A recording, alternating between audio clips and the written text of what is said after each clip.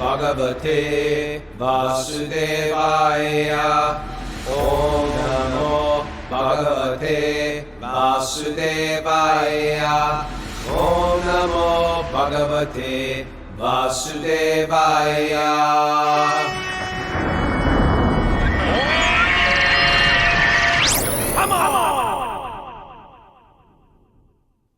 Live from Moorestown, New Jersey. This is Wisdom of the Sages, a daily yoga podcast with your host, Raghunath, and co-host and senior educator of the Bhakti Center, New York, Stupidas. Welcome to the show. It's Sleeping Sunday. Sleeping Saturday. Sleeping Saturday. It's Q&A day. We started an hour late. Give our people, that's a weekend, give them time to rest. Taking the questions on the wisdomofthesages.com message board for questions for our community. What do we call it? Community chat and questions. Community chat Sage questions community for the platform. host on our Sage community platform. I can't get all this straight yet. Anyway, people writing in questions also. And today's a day we just answered some questions. Tomorrow's interview day. Got a special day interviewing the directors or the writers of Cowspiracy, Seaspiracy, and their new movie, Christspiracy. So We're many looking forward to that. conspiracies going on. There's a lot of conspiracies, Kostuba, and you just got to start to opt in. There's Just always buy into there's them. always some hair of truth in these conspiracies. All right. If it's not the actual truth, and that's going to be done live. What's the conspiracy with the Christ one? What is the conspiracy? The conspiracy is they've been trying to keep dietary restrictions out of the Bible. Oh, so they're saying back centuries ago, many centuries ago, there was a conspiracy within the Catholic Church to take Within the vegetarianism church. out? Yeah. All right. Yeah, we're going to pick their brain, feel out the whole thing. It's very that got me actually. It was Satyaraj Prabhu's book, Food for the Spirit, that really influenced me in that regard. That was a big book back in our day, and then they changed the title of it, and it just kind of went out. But people really liked They that changed book. the title. Yeah, at some point he changed the title of it. I really like that, Food for the Spirit. Back It was in our day, that was basically one it that was really going around, vegetarianism right? and world religions. Yeah. I was a big animal rights activist, and I thought, you know what? Yes, there's all these religions have these certain things in place, certain restrictions for your benefit. And then he showed Right. all these how it was there in the Bible, it's there in the Buddhist text, it's there in Islamic text, it's there in Mormonism. There's restrictions. If you read the Doctrine of Covenants, Sherry Sutton's here nodding her head. Were you a Mormon, Sherry? You worked with the Mormons. Okay. It's in the Book of Covenants that you should only eat meat in times of what's it called? The Document of Covenants? DOC? It's in some kind of emergency. DOC. In times of great emergency. Famine or something. Yeah, and they threw that one out the window. Anyway, so we're happy to do that. So I'm here live. Mormspiracy. Why'd you do that one? Mormspiracy is next. So we're here with Miss Mara spinning the dials. We got Sherry Sutton, old school Sherry Sutton here with us. And she's going to the program today. We got Bhakti Vinod, the King of Hearts, is here. And we just had a wonderful, wonderful, wonderful program last night with the Philly devotees. We did a book launch and a kirtan. And I tell you, man, Hari Ashva is a great soul. He's just got life. He's getting more and more life as he gets older. He's 73 right now. He put the saffron cloth back on, didn't he? I don't know if he did or not, but it makes no difference. It makes no difference to me. He is just full with Krishna consciousness. It's interesting, though. I don't know. He was just wearing regular clothes. Okay. But anyway, packed house. I came in late because I did a book signing at Creep Records, which was also fun. It was like hardcore. Was Drew Stone there? Drew Stone came, and he came in the kirtan, sat next to me, and just sang his heart out. At Haryashva's place? At Haryashva's. Yeah. I saw a photograph. I was like, wow. It was singing like it's his last breath. Okay. And but we did a nice thing at the hardcore store, and to enthusiastic Ray Capo fans, but it's the equivalent of a good time and then walking into the spiritual world. Like Drew called me after Drew does these interviews with me. He's not a devotee, but he's an old hardcore guy. And he calls me. He's like, I'm in front of the Krishna place now, and I can hear the singing from the street. They're singing so loud. I was like, I'll be there in a second. Let's go up together. We go up together, and it's Bhakti Vinod is leading this rip, roaring, out of control, off the charts kirtan. No kidding. And then we show up, and then we do a little Q&A, do more kirtan, do Q&A, and then they cook this incredible feast. And they've Oh, just great got program. such a dynamic spiritual community. We got to spend more time in Philadelphia. You got to go down there, do a Kastuba day. I've been saying it for years. You know what? Let's take a firm vow. I'm about to go away for 6 months, but next year, Philly. We got to Yeah. really connect with Philly. Philly people, you can hold us to it. Okay. Well, I already did. Now you have to. No, you're Just not connected done with now. it a moment ago. You're Just not done. connected with- You make it sound like I've been bailing on them. I'm here. All right. All right. And today we got a big program in Marlton, New Jersey. It's sold out. And Okay. looking forward to it. Now let's keep this moving. Does Mayor have any announcements? Miss Mara, put down your knitting needles. Where is she? Here. Oh, I hi. need to make the- Hi, good morning. Good morning, Mara. Good morning. We're hosting our second annual spiritual retreat to the sacred city of Mayapur, the birthplace of ecstatic kirtan, excursions to powerful holy places, including Lord Chaitanya's birthplace, Srivas Thakur's house, Jagannath Mandir, and Ganga sunset boat rides. Gunga, sunset, boat rides. What? I'm in. You know You what know- was special about this trip, Kastuba, is you and I have a lot of friends in Mayapur. I was just from about to being go there. devotees. That's And exactly where I was about to go. Go to their, we go get invited to people's houses, Yeah. and we take our whole group to people's homes, and you feel like, it's different than going to a restaurant, and then just like I'm in Jersey doing all these gigs in New Jersey, but I'm here in Bhakti Vinod's house, and I just feel welcome. I feel loved. I feel cared for, and it's an extra special feeling on our little pilgrimage. Yeah, we did it a few times on the past one. Well, we did these kirtans too that were really wonderful at Jiva G's Apartment? apartment. She's got this big, beautiful apartment in Mayapur. We had these great kirtans there. It's just like a special trip. Tara's place, Kripanidhi's place. Went to quite a few homes. The Italians. Oh yeah, I was sick for that. I missed out on that one. Oh Boy, man, the homemade Italians went off. They got their own pizza brick oven oven. pizza. Poor I Kenny, was go, so sick. go to wisdomwithusages.com to register for that. Yeah. But anyway, right. that's going to be great. All righty. Let's get Let's into the get to Q&A. questions. Where are the Yeah, questions? I have them. If you don't, Well, Mara's got them. She's on it. okay. Mara's responsible. I need somebody responsible in my life, and here God sends her. I sure do. Okay. Oh, it's fire roasting Kimmy Carroll. That's right. She's become a Zoom celebrity. Okay. Kimmy says, as I don't have any family or close friends that are devotees, I feel like I'm struggling a lot. Not in a sense where my beliefs are swayed, but more where I feel such strong anxiety when I have to attend family functions or events. All conversations are centered around gossip, and others are superficial things like cars, houses, boats, etc. Gatherings are always centered around alcohol.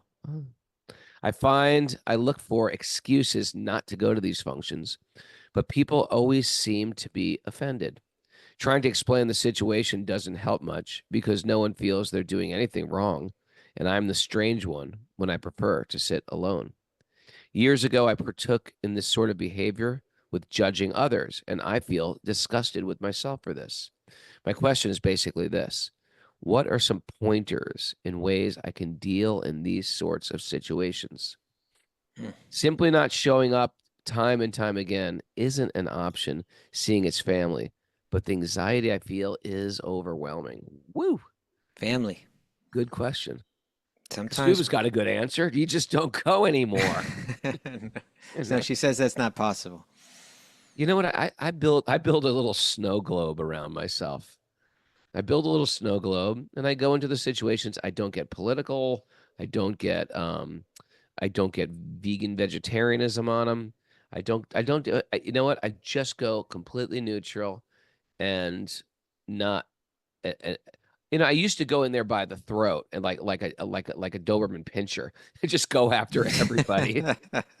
And I'm just going to be, and if they do bring up something, I go real easy with, because that's another way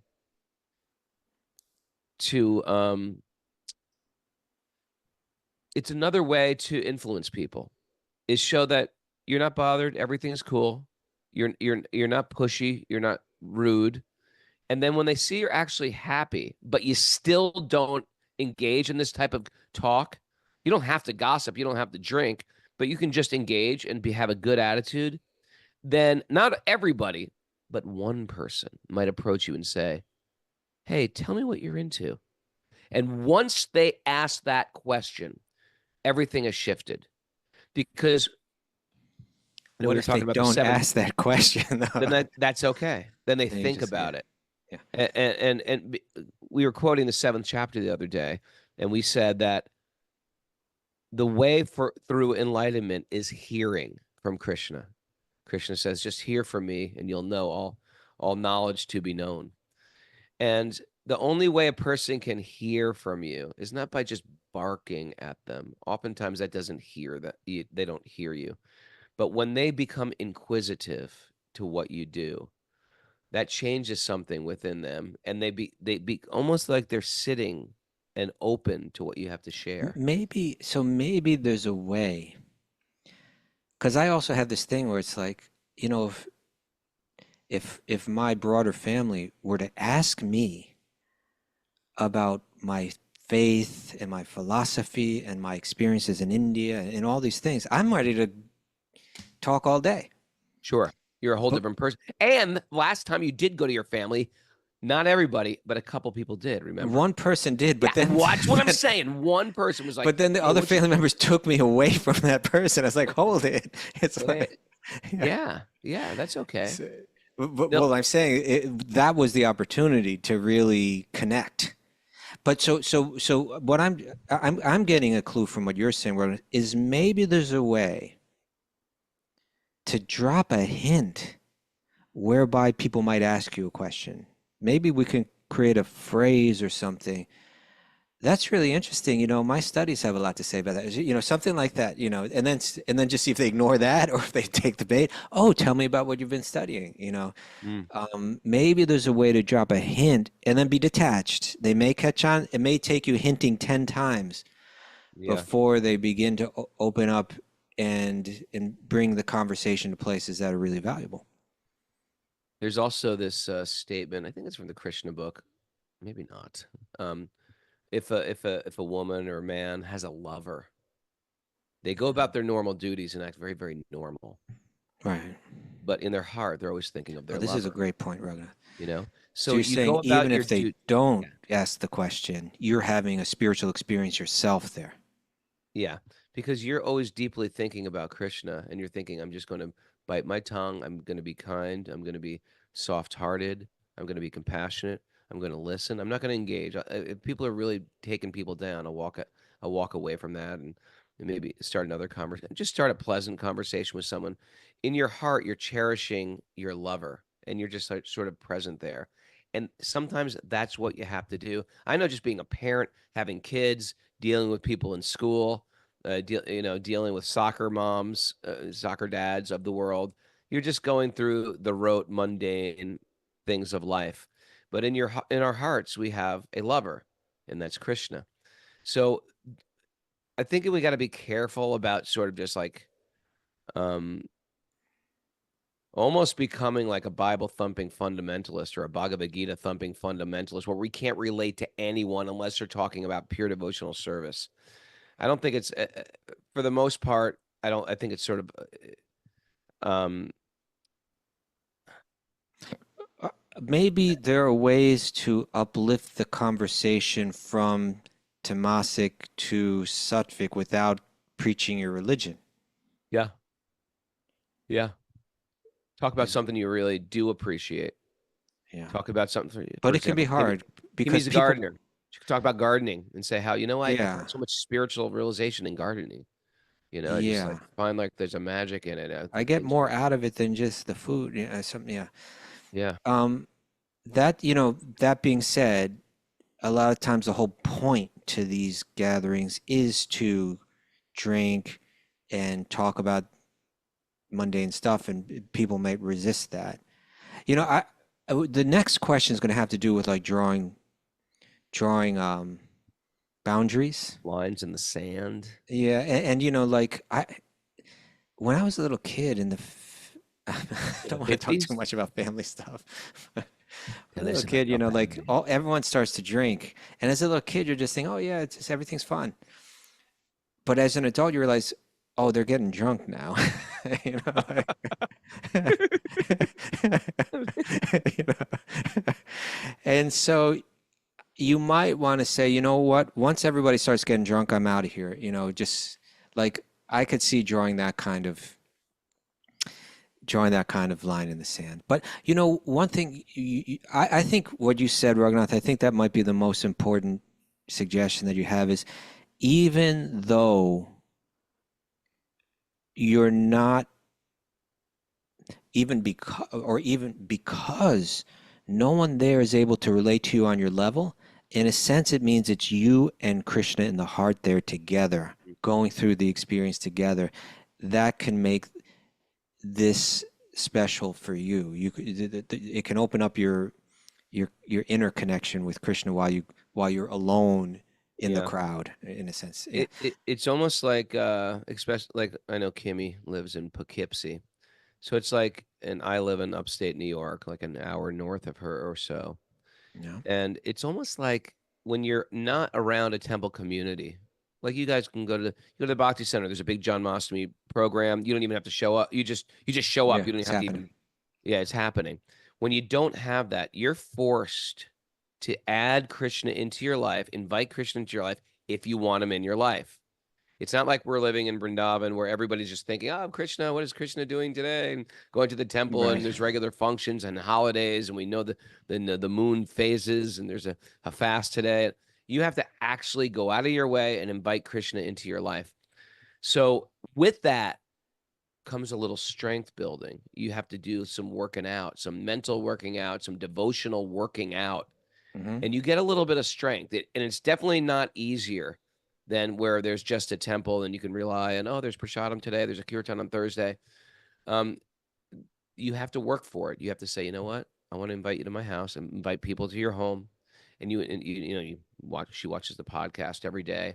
Or you have some friends who are into Krishna, or you just say, why don't you come over and find people that you really can jive with, and say, come over, have some Bhagavad Gita on Thursday night. We're going to read the Bhagavad Gita, and then sometimes you'll be surprised. You have relatives come over. You'll be surprised Hmm. who even in your family thinks this is a great idea. Yeah, a few people from my family have gotten it, you know, cousins and have taken an interest. Yeah, I Y- think y- no one I in was- my family. But Okay, for your kids. Um, okay, Saraswati wrote this on the chat board. I thought it was a nice little nugget.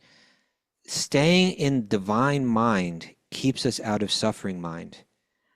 Hmm, I like that. In other words, yeah. if you're just gonna, if you go in there and internally you're just like playing out how miserable it is, then it's going to be miserable. But if you somehow bring your mind to the divine, even in that situation, as Raghunath was suggesting, I think that could be a good way to do it. I had one more suggestion. It may or may not be possible. But what if you found one ally amongst those people? Is there one person in that group? Try to turn them against the rest. Not turn them against, but but but if you could sit down with that person and say, you know what, I've been getting into the spiritual stuff, and I haven't discussed it at length with you, but you know, I love the family and everything. But these gatherings they're just becoming a little bit hard for me because of where the conversation goes, and maybe you can understand where I'm at, and you can just kind of help me with it. Then you got like one person there that's kind of like ready to help move the conversation in ways that are more meaningful, or ready to defend you a little bit, or temper the other people's reactions a little bit. Hey, don't say that. She's doing her thing, you know, or whatever. You know, just get like maybe there's one person you can open up to that can be aware of what you're going through and maybe help the circumstance. I don't know. Just a thought. I don't know. I don't like that one. What? Thanks a lot, Raghunath. Well, I feel like Thanks, because thanks then for almost like tearing me you're, down. you're isolating a person and then having them say, yeah, these people, I don't like what they're doing. No. That's not. You totally just misinterpreted the whole thing that I said. Thank, thank, totally misinterpreted. Totally put a negative I spin don't on it. like what these guys You are just doing. put They're a not like totally- us. No, that's not at all what I was saying. I was saying open up to someone, open your heart to someone that might be able to understand you and help you through that circumstance. That's all. Hmm. Take your You know what I do? And negative spin. also, Kimmy, I play with the kids. I go don't out like to that. I don't like that at all. It's okay if you don't like what I say. That's called a conversation between two adults. You don't have to like everything I I say. don't like that, Don't Raghunath. get That's so- bad. You're bad. And the I things you never say are condemned bad. you to being a bad person.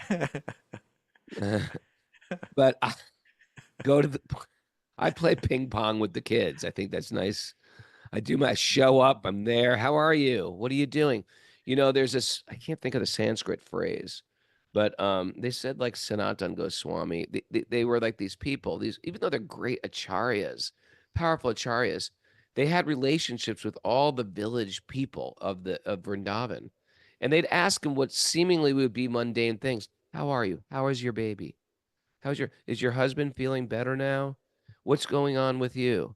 It's like there's a deep friendship and caring, like from an elder or a peer, where you actually are concerned about their well-being. And as devotees, we're not just caring about a person's spiritual well-being. We're also care about their physical well-being. How are you feeling? Are you going through anything right now? It seems like you were struggling in your marriage. It seems like your marriage is back on track. Do you have a drinking problem? What's your drink? You know what I mean? You can be that almost like friendly, loving therapist or just confidant to a person, and people will really appreciate that about you. I think that was a good answer. What do I you don't think? like that at all. That was really off. That was really off. Raghunath. I think that was actually the best answer so far. Well, we'll have to agree to disagree on that one. Time to move on. All right. Oh, Krishna. No, in a podcast, there's a way you could have like approached it. Like you could Oh have my said, God, you're still hurt. you could have You're said still like, hurt from- Kastuba, like help me understand this deeper because or something like that. You're That'd be wrong. the smooth way to do it. I don't like that. Sorry. I hurt your feelings. No. It just wasn't a smooth podcast style kind of thing. There, I hurt him. No, I'm okay. I'm all right. All right, next question. Oh, Krishna. All right, what you got? Mara's questions. Oh, they've disappeared. Hold on a second, Mara. Want me to read it? No, never. That won't do. This one's an anonymous one. Anonymous. Always the juiciest. It's always the juicy. It's like I just stabbed somebody. What should I do? Okay. Oh, Krishna. Are you capable Please of reading accept this? my humble obeisances. All right, so this person's sort of like they've been around a while. They know Maybe. how we start letters. Please accept my humble obeisances. All glories to Srila Prabhupada. And I hope you had a lovely Janmashtami and Vyasa Puja. Okay, whoever this is, anonymous, we know you're in the club. Inner person. By that intro. My question is on the balance. Okay, so we've already narrowed it down to that. Let's see if we can figure out who it is. We're gonna figure it out. They're probably already on the eliminated podcast right so now many people. on Zoom. Everyone's getting nervous on taking their live photo away or their live video away. My question is on the balance between tolerance and boundaries. Yeah. I grew up in a culture where we're trained to keep the peace and be tolerant, to keep the community happy and not rock the boat. Okay. So I have difficulty setting boundaries as an adult. Sherry Sutton's like, yep. Get that. But I also question myself a lot, particularly with etiquette, for chanting to be more tolerant than a tree and more humble than a blade of grass. Okay, so that's a reference Right. to a very important verse by Lord Sri Chaitanya is Chaitanya. telling you got to be tolerant like a tree, right?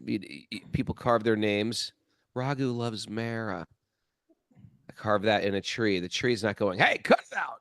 The tree is Forever. completely tolerant forever.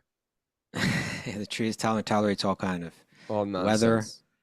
Chainsaws, freezing cold, and then hot sun, and then also dog urinating on it. all these things, and then also more humble than the blade of grass. Blade of grass getting stepped on a regular basis. Yeah. So it's not only said that that verse is important, it says that that verse. Well, let's read the whole thing. We're Should be talking about that worn verse. around your neck. Should be it worn around says. your neck. It's that it's Bring on the neck tattoos. and that it's our why is the word slipping my, let's read this whole thing, we'll get back to it. Okay. Is it possible? All right. Is it possible to be both? Is it possible to be both this and still set boundaries? To be humble and tolerant and to still set boundaries. Could you give some examples? You don't need to read these out, but examples where I have struggled recently include. I kind of this was a very long question, so I kind of just edited it. Yes. Relatives being very touchy-feely with my son. Oh, that's a boundary. Is that just completely different way of seeing touch by different generations? No, the previous generations were creepy. I don't know. Sometimes I think the modern generation can be creepy too, like really impersonal. And let's face it, people are creepy. I mean, there are people that are saying like a husband should embrace their wife without first asking their permission. I mean, that's like, come on, are you taking husband not embrace their wife? Yeah, I've heard people say this, you know. So I'm careful before I start embracing people's children. Okay, so any case, well, let's children? Yeah. So that's the nature of this question, that this person, he or she is feeling that these relatives may be a little too touchy-feely. I mean, I had people give me tons of weird hugs as a kid. People do that. Come here. Yeah, come here's my buddy. Yeah, this is buddy. Raghunath, Let's wrestle. Yeah, and they smell weird. Why don't you just lean back for a little bit and let's talk about this? Okay, are we going to read more of these? My mother keeps complaining to me about my father. Should we be more tolerant and willing to listen to topics we find difficult? My husband has been indulging in addictions, which have meant he's not been able to participate in family life. In the end, we split, although he's getting help now. He's back. Are we reading all these? There's just a couple more. Okay, but I feel so bad for not being more tolerant when he was struggling. And I don't think I'll be able to cope if he relapses. Okay. My brother is gay. The community would have him either stay single or marry a woman. But to them, he should just tolerate not satisfying himself by having a long-term partner for the good of the community. At number 5, asking someone to move their bag from a seat on the train. Oh, that's just like an example. Something as simple as that, right? Simple as that. Move your bag. Move your bag. I'm trying to sit down here. So I guess the question is, what does tolerance, the way Lord Chaitanya said it, mean? What does it look like? In a culture where we bend over backwards for people and to keep ourselves in line for the community, it can be hard to see how to be tolerant without breaking ourselves. It's a very triggering word. Okay. What do you think of this thing, Stupid? I think he or she gave a very big clue right there. That's it. That really struck out. A flag went up when they said, "How can I be tolerant?" Our community. How can it be hard to be tolerant without breaking ourselves? Once we break ourselves and we collapse ourselves and we lose like sort of self-integrity, that's a problem. That's a big problem. So if suppose my husband is beating me, and I get to this point where like I can't do this. Should I be a loyal wife or should I just accept this beating? No, that's a whole other thing. That's a whole nother thing. Or the person's an alcoholic and they're bringing that alcoholism into the house, and they're completely irrational at times or completely withdrawn from their emotions at times, I have to set a line in the sand. It's not because it's not just affecting me, it's affecting the entire household. So we have to be careful if it's something that's um, um, codependent, where you're endorsing a person's behavior by your being permissive and tolerant. Where sometimes people just say, you know what, you got to cut it out, or it's over. And that is a type that's a type of it's a tough love. And I guess the real trick is when to apply it, and it's going to be different in different situations. Physical violence and alcoholism, that's a big one for me, because it's you're not dealing with the person anymore, you're dealing with their addiction, and at that point they need some serious help, and they're not helping the family, they're not helping the relationship, and they're not helping the children. Where do you Okay. want to go with? Where do you want to go? Well, yeah, I mean, of course, those are real big things like that. And she mentioned that as one of the five. Let's try to understand the verse that I think this is where the confusion is coming from. This verse, Trinada Pisunuchena, Teor Ivasuhishnana, Amanena, Manadena, Kirtanaya Sadahari.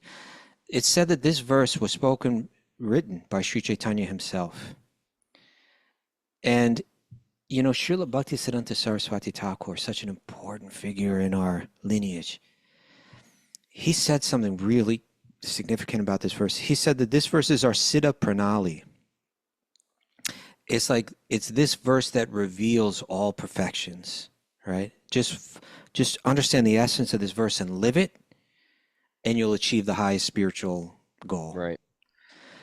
Now, why don't we read where that verse comes up in the Sri Chaitanya Charitamrita, in the biography of Sri Chaitanya, and it expresses a little bit about it. We can talk about it, and then we can bring it to the question that's being asked. That's a good idea. That's a great idea. All right. Hey, you're appreciating my contribution. You're a good person. Hey, good boy. Good, Christopher. Okay. Now you're being patronizing. You've done good now. Good Continue boy. reading. Okay. All right. So Sri Chaitanya is with his most intimate associates, Swarup Damodar Goswami and Ramananda Roy.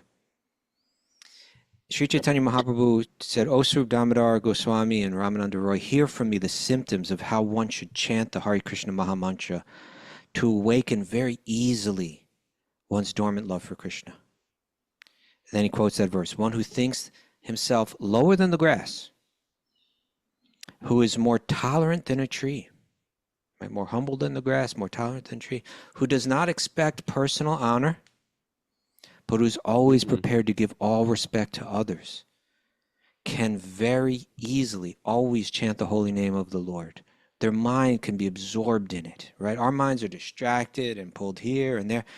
If you have this humility and this tolerance, if you don't feel, why isn't everybody honoring me? If you're not have this internal hankering, which is really kind of fundamental to everything that we do, and if we honor every living being, we're going to have the mental space to absorb the mind fully in the chanting of the name.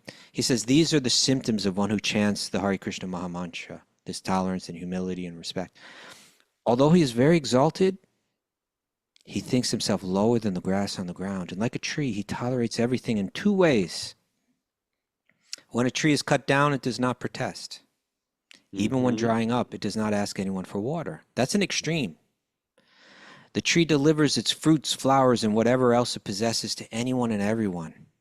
It tolerates the scorching heat and torrents of rain, yet it still gives shelter to others. Although a Vaishnava is the most exalted person, he is prideless and gives all respect to everyone, knowing everyone to be the resting place of Krishna. If one chants the holy name of Lord Krishna in this manner, he will certainly awaken his dormant love for Krishna's lotus feet. All right. So this is describing, we can apply this verse on deeper and deeper and deeper levels as we go through life, right? The Chaitanya Charitamrita describes this one devotee, was it Vasudev Datta, who had leprosy. Yeah, Vasudev Datta. And when you have leprosy, you have these sores all over your body. It's a horrible disease, We're going to go there this morning. I'm going to go there because I'm going to show the extreme, you know? Okay. And he said sometimes, they're even, like, I don't know if they're maggots or, Mark. Good morning, everyone. I'm showing the extreme. We're the talking about extreme. maggots on their body. And he was just in such an otherworldly place that when the maggots would fall off his body, he would just pick them up and put them right back where they were, just thinking it's as much their body as it is mine, just like that level of humility. Now, we may not all be called to imitate that level of humility, but we do need to apply this idea of humility in our life. Now, when we think of humility, don't think about it means being prone to exploitation. That's not what we're talking about. Essentially, what humility means is it's freedom from the illusion that this world is meant to be revolving around me, and why isn't it revolving around my comfort and pleasure and satisfaction right now? No, I'm just one insignificant speck in this universe, just like everybody else. And sometimes things are going to go my way, and sometimes things aren't going to go my way, and I'm going to tolerate that so that I'm not spending all my time trying to adjust things and struggling against this material energy and burning out my energy and burning out my my mental bandwidth so that I become incapable. Let's take the simplest one that she put here. Or why am I saying she? I don't know if it's a she, maybe a he. Oh no, well, it's probably he because she said my husband. That's probably why. But in any case, the last one mentioned was about just being on the bus or something, or and someone saying someone has their seat there, and they have their bag sitting on the seat. Now, is it wrong to say, excuse me, but I would like to sit down. Would you mind moving your bag? Is that like, now have you broken the principle of being tolerant? Or have you broken the principle of humility? No, that's just like common dealings and common, are you asking for respect? But it's just kind of like we're all living here according to the rules, the social rules. But let's say the person became annoyed or refused, right? Now, how do you respond at that point? Apparently you have a right for them to move the bag. Do you get upset? Do you pick a fight? Do you go into road rage? Is it worth it? Or do you have the ability to have the internal humility and tolerance to say, it's not such a big deal? There easily could have been someone sitting there. This person, due to their mental programming right now, is in a place where they're not even willing to behave with this common courtesy. I don't need to go down their rabbit hole of mental disturbance right now. I can tolerate and I can just stand. Who knows where they're coming from. First of all, they could be insane. Yeah. Because they could just be rude. People are insane. Second of all, they could be a person who's gone through incredible loss. Someone in their family might have died. There's that famous story on the subway, right? Yeah, the famous story on the subway of the paradigm someone's shift. sitting there and their kids are running wild, and can't you control your kids? Yeah, their three children are running wild. They're causing disturbance. The father's not even looking up. He's looking down. And everyone's looking around like, why isn't this father controlling these children? They're out of control. And finally, I had to say something. I said, sir, can you do something about your children? And he didn't even respond to me. So I said, sir, they're disturbing everyone. Cut it out. Do something about your kids. And he said, and he looked up and he just said, yeah, we just came back from the hospital. Their mom died. No one really knows how to react right now. Yeah.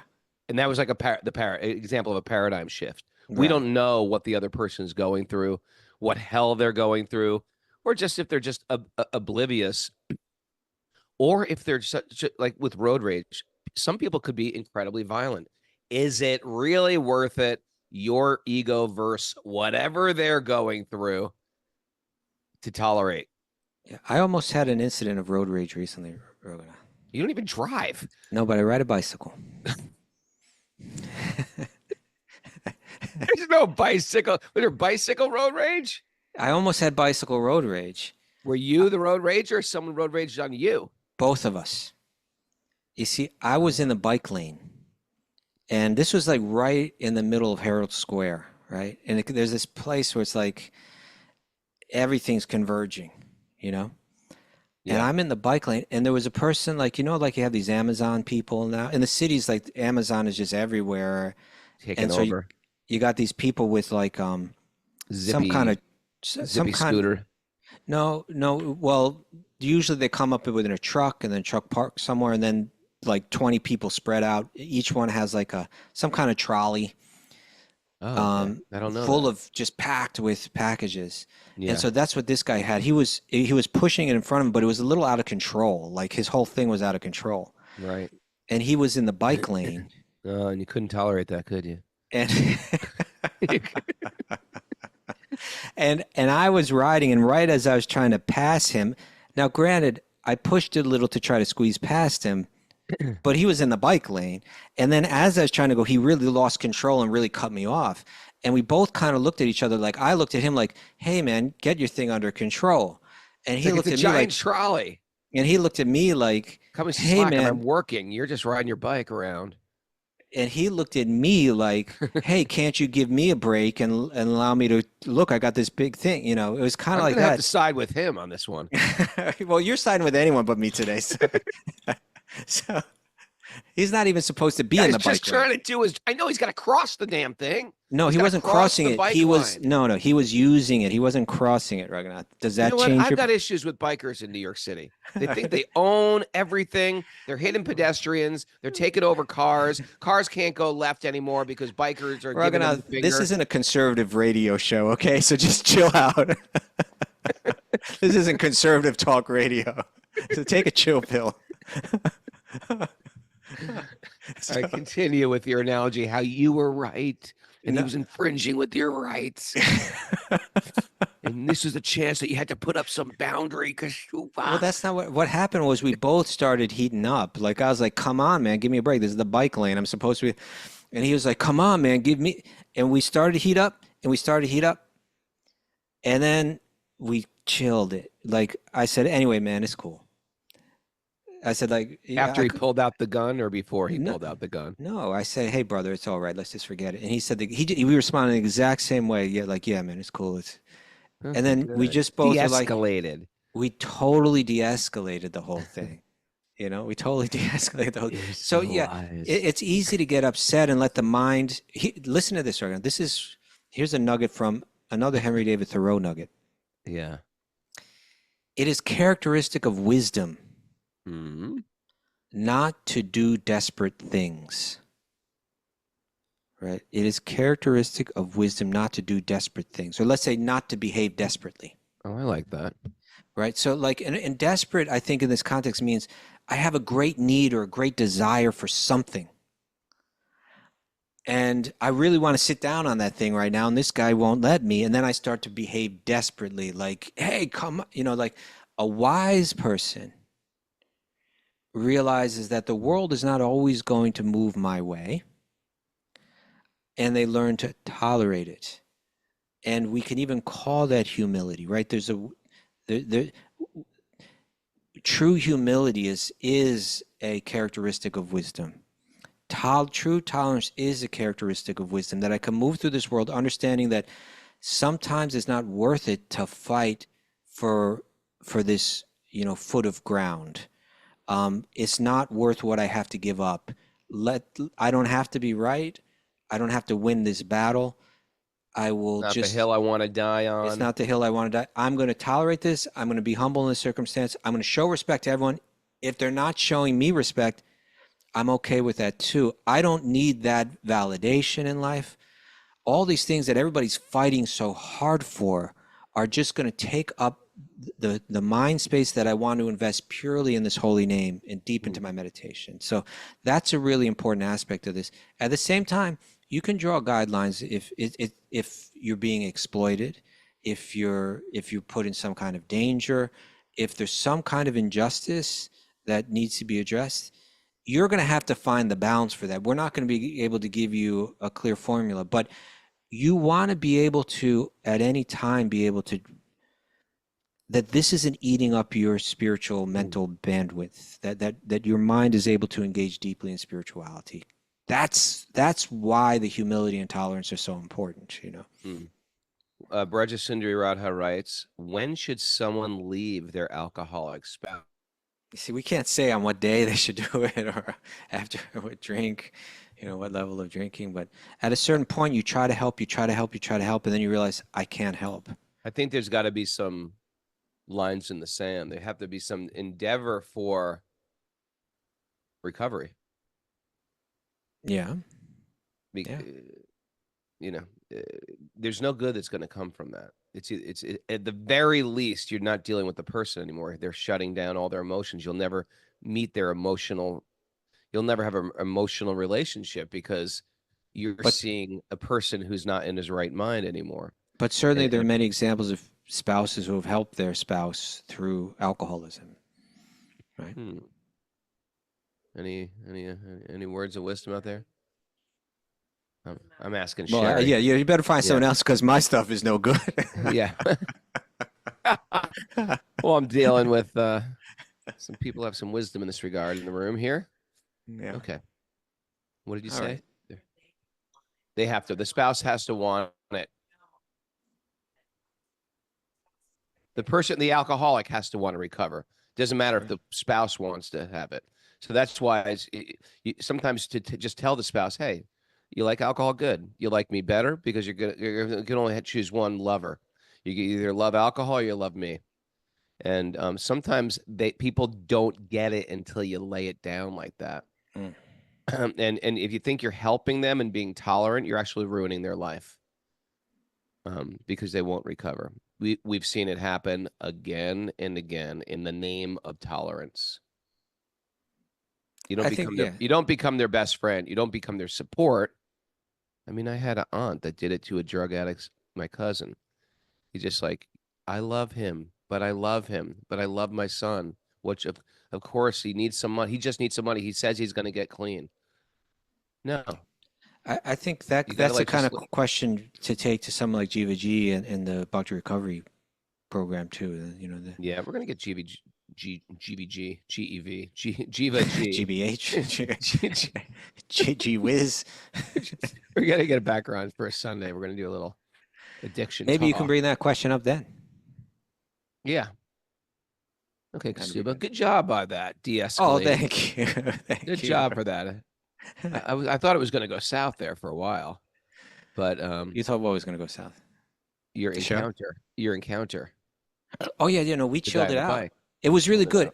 As a matter of fact, what happened was when we both hit that let's drop it space. Yeah, it was like we were brothers. We called each other brothers. We were just like, all right, brother. You're just doing your thing. You just scoot around on your bicycle.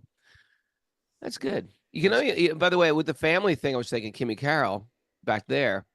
Give him a Punk to Monk book. Say, you know what? There's a book I'm reading. I think you like it. Oh, Raghunath, is it always about Punk to Monk? It is sometimes. Okay. It is. You give a person a book. I think they like it. You give them two. You're looking good for a good summer read. There you go. Check this one out. Give him two. Give him two. Two of the books. Give him double it. Double it. You looking for a good summer read? Here's two of the same copy of the book.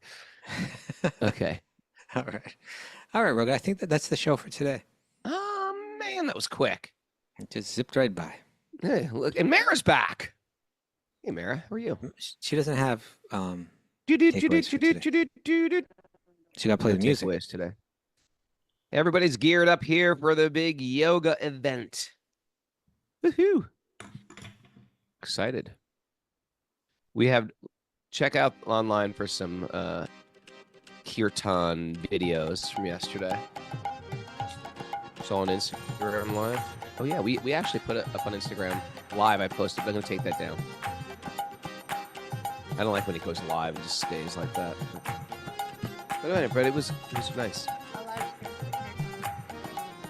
Oh, and she's gonna live. We're doing kirtan again today with Hariashva again. He's coming out to Jersey. Oh man. It's the whole thing, FOMO. You were going to come out there tonight. You You would. I didn't say You I were was supposed going to come out last night. No, You we're gonna see have what to. happens? You stay back home. You break promises. You get into scuffles on the street. I never promised it, and I never said I was gonna do it. Yes, you did. You were like, "Oh, I'm gonna go down there. It's not I that d- far. I can do it. I miss Hariyashva. I'll go down there. We'll take Rashad. It's only 2 hours away. It's no big deal." Then instead, you duke it out with some guy on the bike path. You're just mischaracterizing everything. You're so heated. God, it's a heated, violent okay. altercation, drunken altercation. Drunken You were both- altercation. And then you got drunk, got into a drunken altercation with this guy. With your family members there. We gotta get out. We missed So everybody tomorrow, on Zoom. Christ's Conspiracy.